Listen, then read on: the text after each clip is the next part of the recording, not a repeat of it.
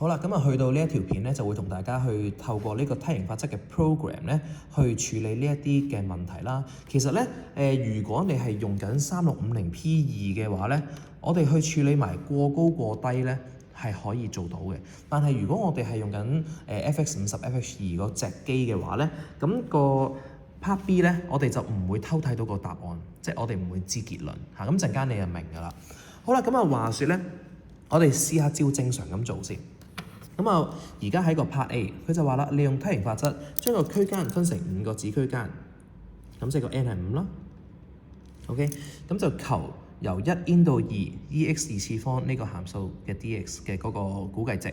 咁即係我如果要找5個子區間嘅時候咧，你應該會知道 OK， 咁我有咁樣嘅範圍啦，有個1，有個2，咁中間要斬開佢嘅時候咧，就應該大概我畫幾筆啦。就應該有個 1.2、1.4、1.6 同埋 1.8， 咁我就會分到5個子區間出嚟，係咪？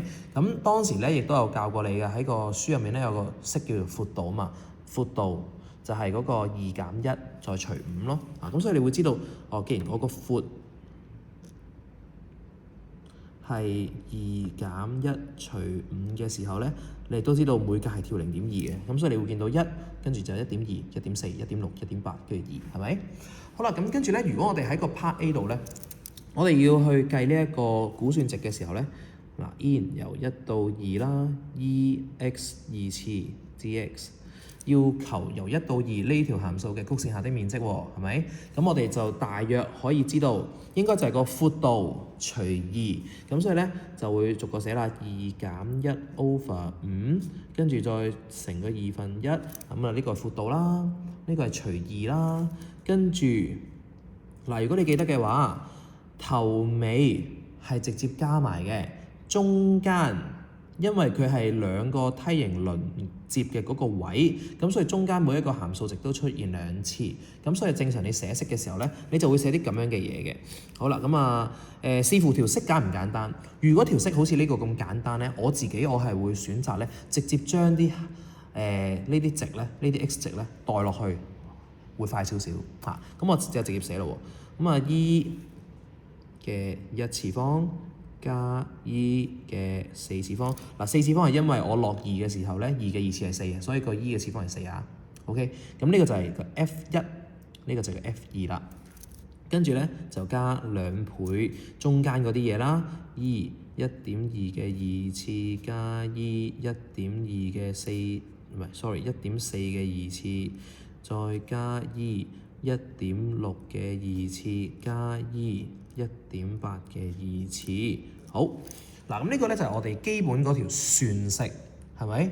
咁正常情況下，下一步我哋就會篤啦。咁但係而家有咗呢個 program 咧，我哋就可以睇睇呢個 program 點樣去運作啦。好啦，第一樣嘢，我哋要話俾個 program 聽，今次我哋 in 緊嘅嗰條式嗰個被積函數係乜？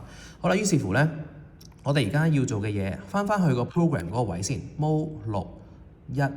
我入咗喺 program slot 2啊，咁所以我就會撳個2，你自己識即係揀翻你嗰個地方就得啦。好啦，跟住咧向右按，你揾翻呢兩個模號先。OK， 嗱將個輸入位放喺第一個模號後面，咁呢個位咧就係我哋入函數嘅地方。嗱，有啲人咧入嘢嘅時候咧係會取代咗後面嗰個模號嘅，你要 check 一 check 嘅。我自己建議你每入一次之前咧，你入個1字落去先。你入個1字落去，如果佢係加緊嘅話咧，咁 OK 嘅。咁但係我示範一個咧，就係有機會係你會見到斬完之後有個 underscore， 斬完之後有 underscore。其實呢個咧就係取代嘅意思。咁呢個情況下咧，如果你撳個1落去咧，你發覺佢係冇加到 byte 之餘咧，原有嘅模號係幫你清除咗。嗱，如果你係喺呢個狀況下的話咧，請你謹記要撳 Shift Delete。咁你發覺撳完之後咧，佢原本喺後面咧嗰個底線就會冇咗嘅嚇。咁當然我而家換翻個正常版先啦。好，正常應該有2個模號喺度嘅，得唔得？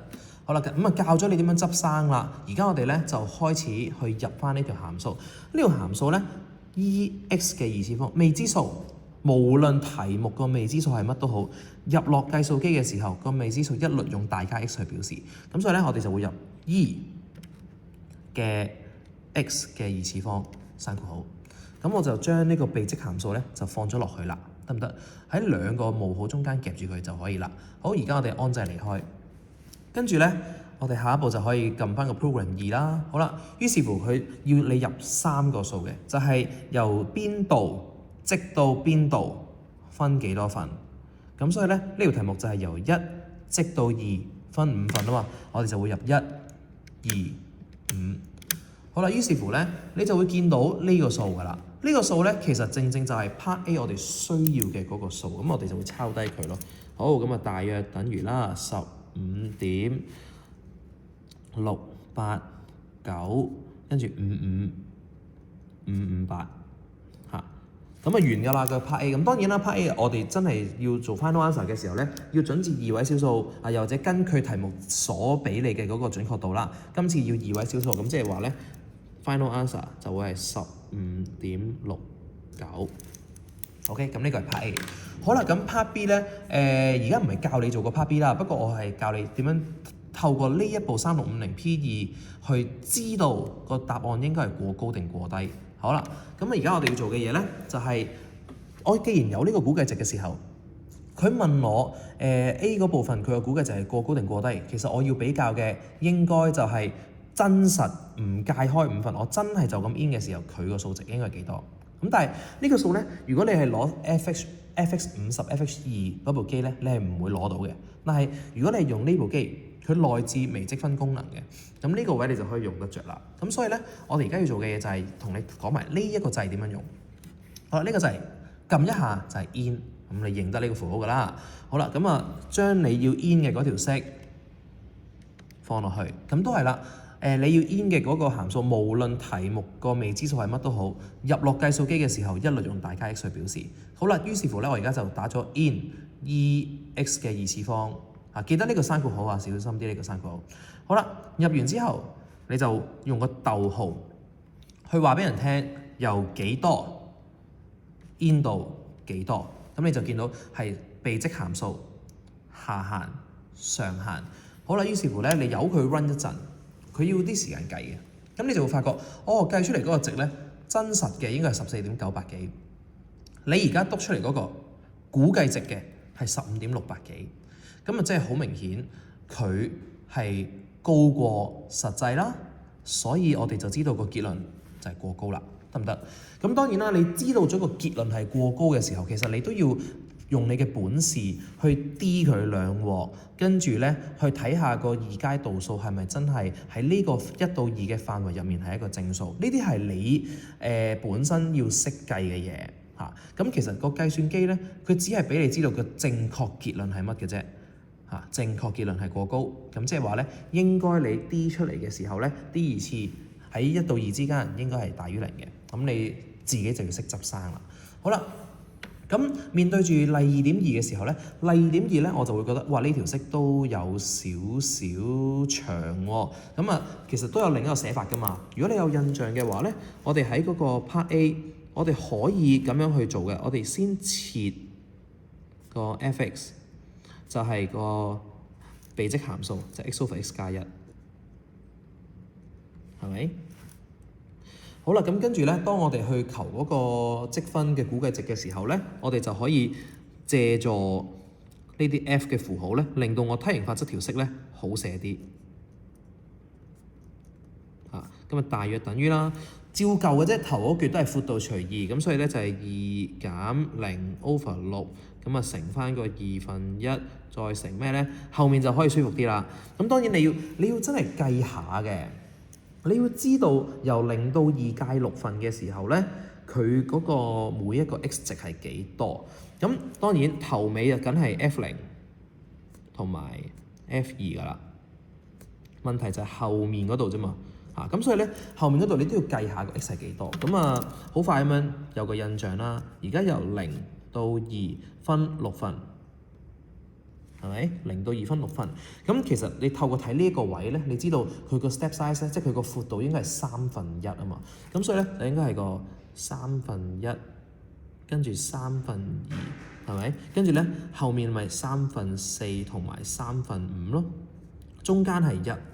OK，咁所以咧呢度我哋要寫嘅嘢就只不過係 f 嘅1/3 f 嘅2/3，跟住 f 嘅1，跟住 f 嘅4/3同埋 f 嘅5/3咯。好，咁我哋就叫做寫好咗嗰個梯形法則嘅嗰個 step 啦。咁跟住下一部分就當然係去翻個計算機度 edit 翻我哋嗰個 program 嘅積分函數。好啦，咁啊開始要 D 啦。好，D 完啦。D 完之後，咁啊換翻呢條式落去啦，就係 x 除 x 加1。記得咧，你打呢啲分母咧，因為分母有兩項啊，你落翻個括弧，等個計數機知道咧，其實分母有兩項相加。好啦，安掣離開。咁而家咧，我哋 run 個 program 2啦，由0 in 到2分6份，你就會見到佢嘅嗰個數值啦。咁都係啦，個 part B 我哋要知道過高定過低喎，咁咪試一試咯。好啦 ，in x 除 x 加1。由0 in 到2，咁你就會發覺哦，佢係0.9，我計出嚟0.89，咁即係低啲啦，所以就知道個結論係過低。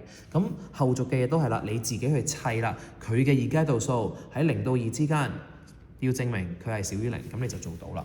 好，咁以上呢就係梯形法則嘅一個 program 啦，配合就係3650P2呢個積分功能嘅用法。